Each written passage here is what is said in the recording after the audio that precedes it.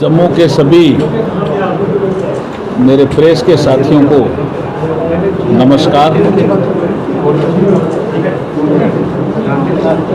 मंच पे भी जो बैठे हैं आप सब परिचित हैं, हमारे प्रदेश के अध्यक्ष भी हैं, मेरे दाईं और हमारे लोकसभा में मेरे साथी भी हैं।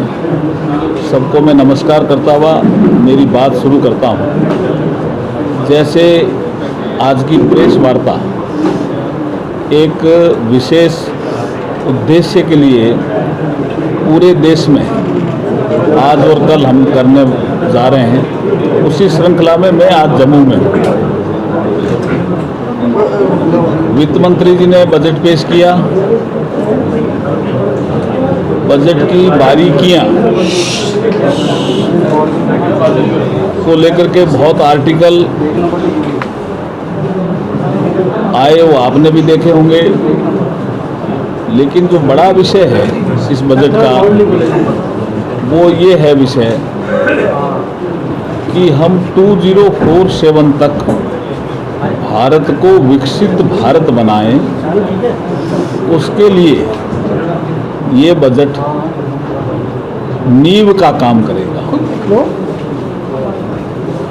मजबूत नींव इस बजट में रखी है। इसमें जो यूनियन बजट है 2024 और 25 का वेदर रोड का प्रोजेक्ट, MDR का प्रोजेक्ट, उसमें कोई रुकावट नहीं आए, इसलिए इंफ्रास्ट्रक्चर में पैसा दिया गया।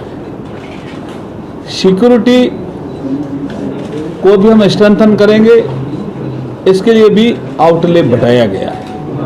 तो हमारे प्लानर्स ने कहा था कि इंडस्ट्री 1.0 है।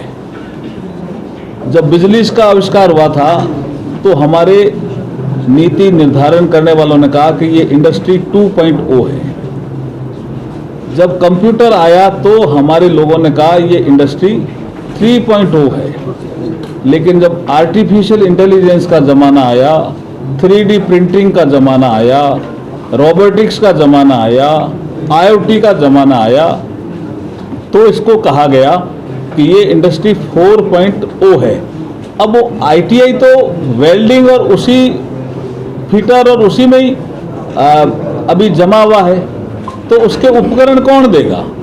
तो इस बजट में प्रावधान किया है कि उस क्षेत्र में ITI में नए उपकरण हम उपलब्ध कराएंगे इंडस्ट्री 4.0 के अनुसार, जिससे वहाँ के युवा जाने रोबोटिक्स क्या होता है, आर्टिफिशियल इंटेलिजेंस से हम कैसे काम कर सकते हैं, हम कैसे 3D प्रिंटिंग को समझें।